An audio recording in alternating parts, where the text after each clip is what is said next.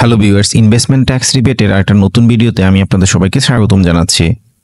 Investment tax rebate নিয়ে এই ভিডিওটা করার মেন অবজেক্টিভ হচ্ছে ইনভেস্টমেন্ট ট্যাক্স রিবেটে সরকার একটা চেঞ্জ করেছে। মোস্ট রিসেন্ট যে বাজেটে আমরা দেখেছি সেকশন 78-এ অর্থাৎ যে সেকশন অনুসারে 78 সেকশন অনুসারে আমরা হচ্ছে বিনিয়োগ কর রেয়াত দাবি করি, ওই বিনিয়োগ কর রেয়াতে একটা চেঞ্জ আসছে। ওই চেঞ্জটা নিয়ে আজকে আমরা কথা বলার চেষ্টা করব। আর এই চেঞ্জ করার কারণে আপনার যে ইনভেস্টমেন্ট অ্যামাউন্ট অর্থাৎ কত টাকা আপনাকে ইনভেস্টমেন্ট করতে হবে এই জায়গাটা তো একটা পরিবর্তন এসেছে। সো এই পরিবর্তনটা সম্পর্কে বলার জন্যই আমাদের আজকের এই ভিডিওটা করা।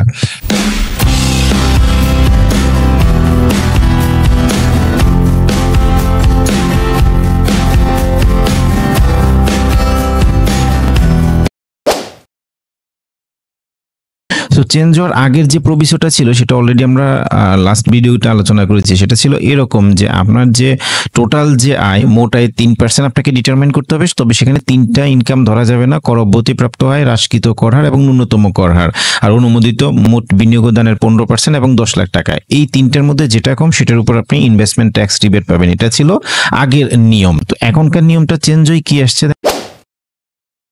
দেখেন, এখনকার নিয়মটা সবই একই আছে, শুধুমাত্র এই জায়গাটাতে চেঞ্জ হচ্ছে। আপনি যদি দেখেন এই চূড়ান্ত কর দায় হয়ে গেছে, অর্থাৎ ন্যূনতম করের পরিবর্তে চূড়ান্ত কর দায় হয়ে গেছে। অর্থাৎ চূড়ান্ত কর দায় মানে যেটাকে ফাইনাল ট্যাক্স সেটেলমেন্ট বলে। অর্থাৎ আগে ন্যূনতম কর অ্যাপ্লিকেবল অর্থাৎ মিনিমাম ট্যাক্স অ্যাপ্লিকেবল ইনকামগুলোর উপরে আমরা কর রেয়াত পাইতাম না, বিনিয়োগ কর রেয়াত আমরা পাইতাম না। কিন্তু এখন মিনিমাম ট্যাক্স অ্যাপ্লিকেবল ইনকামগুলোর উপরে আমরা বিনিয়োগ কর রেয়াত পাবো। তবে চূড়ান্ত কর দায় অ্যাপ্লিকেবল ইনকামগুলোর উপর অর্থাৎ ফাইনাল ট্যাক্স সেটেলমেন্ট অ্যাপ্লিকেবল ইনকামগুলোর উপরে আমরা বিনিয়োগ কর রেয়াত পাবো না। এখন ফাইনাল ট্যাক্স সেটেলমেন্ট ব্যক্তির ক্ষেত্রে কমন যে দুইটা উদাহরণ সেটা হচ্ছে কি, সেটা হচ্ছে সঞ্চয়পত্র। সঞ্চয়পত্র হচ্ছে ফাইনাল ট্যাক্স অ্যাপ্লিকেবল ইনকাম।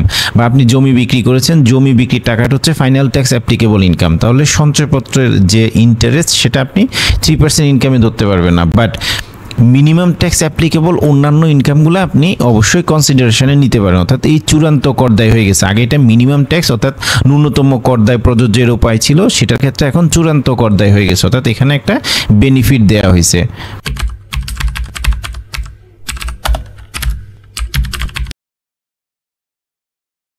ওকে, সো এই মিনিমাম ট্যাক্স এবং ফাইনাল ট্যাক্স এই দুইটা যে চেঞ্জেস আসছে, অর্থাৎ মিনিমাম ট্যাক্সের পরিবর্তে যে ফাইনাল ট্যাক্স আসছে, এটার ইমপ্লিকেশনসটা কি এটা বোঝার জন্য আমরা যে হাইপোথেটিক্যাল সিনারিওটা আপনাদের সামনে এখন দেখানোর চেষ্টা করতেছি। এখানে ধরেন যে একটা ব্যক্তি তার বেসিক স্যালারি হচ্ছে 5.5 লাখ টাকার মতো এবং তার ফেস্টিভ্যাল বোনাস আছে, তার হাউস রেন্ট অ্যালাউন্স আছে, মেডিকেল অ্যালাউন্স আছে, কনভেন্স অ্যালাউন্স আছে বা স্পেশাল অ্যালাউন্স সহ অন্যান্য এলিমেন্টসগুলো সহ তার 10,76,000 এই যে 10,76,667 টাকার মতো তার একটা ইনকাম আছে।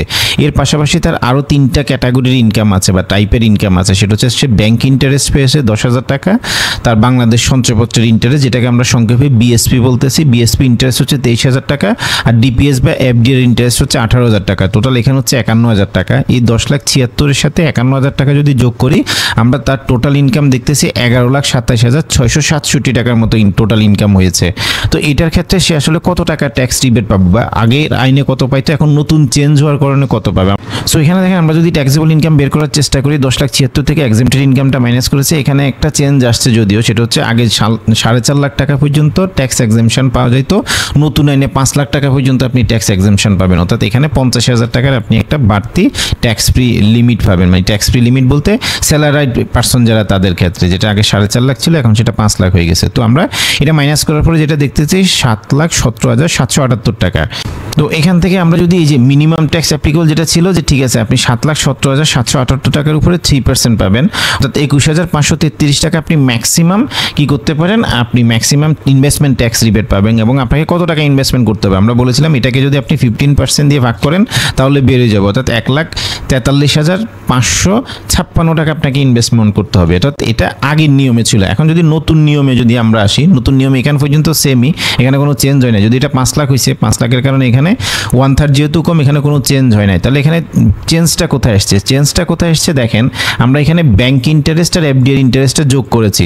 দেখেন তার টোটাল ইনকাম ছিল মানে আদার টাইপের ইনকাম ছিল তিনটা জিনিস, ব্যাংক ইন্টারেস্ট, বাংলাদেশ সঞ্চয়পত্রের ইন্টারেস্ট আর এফডি এর ইন্টারেস্ট বা ডিপিএস ইন্টারেস্ট। কিন্তু আমরা যোগ করেছি দুইটা, ব্যাংক ইন্টারেস্ট এবং এফডি এর ইন্টারেস্ট যোগ করে একটা অ্যামাউন্ট বের করছি যেটা হচ্ছে 7,45,748 টাকা।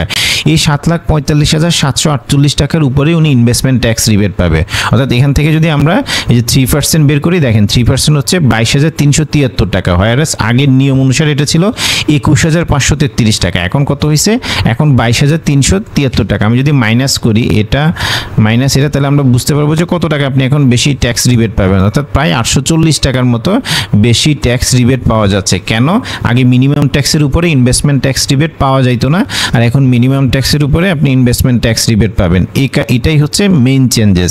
এখানে আরেকটা যে চেঞ্জেসটা আসছে করেসপন্ডিং, সেটা হচ্ছে দেখেন আমরা এখন 22,373 টাকা ম্যাক্সিমাম যেহেতু আমি রিবেট ক্লেম করতে পারতেছি, অর্থাৎ রিবেট ক্লেমের অ্যামাউন্টটা বেড়ে গেছে, তাহলে ইনভেস্টমেন্ট আমাকে বেশি করতে হবে। কেন? আমরা যে এটাকে ধরেন 15% দিয়ে আমরা যদি ভাগ করি, দেখেন কত আসতেছে 1,49,156 টাকা, হোয়ারাস আগেরটাতে কত ছিল 1,49,000 থেকে আমরা যদি মাইনাস করি আগে 1,43,000 সামথিং ছিল। অর্থাৎ আপনাকে কিন্তু এই 5,600 টাকা এক্সট্রা ইনভেস্টমেন্ট করা লাগতেছে। কেন? আপনি রিবেট বেশি পাবেন তো আর এমনি বেশি পাবেন না, রাইট? আপনাকে কিন্তু ইনভেস্টমেন্ট করতে হবে। সো ইনভেস্টমেন্ট অ্যামাউন্টটা বেড়ে গেছে। অর্থাৎ মেইন সামারি পয়েন্ট আমি যদি বলি, সামারি পয়েন্টটা হচ্ছে ইনভেস্টমেন্ট ট্যাক্স রিবেট এখন আপনি আরও বেশি অ্যামাউন্টের উপরে ক্লেম করতে পারবেন। তো তার মানে কি দাঁড়াচ্ছে? আপনাকে আরও কিছু টাকা ইনভেস্টমেন্ট, আপনি ক্যালকুলেশন করে দেখেন আপনাকে হয়তো আরও কিছু টাকা ইনভেস্টমেন্ট করা লাগতে পারে।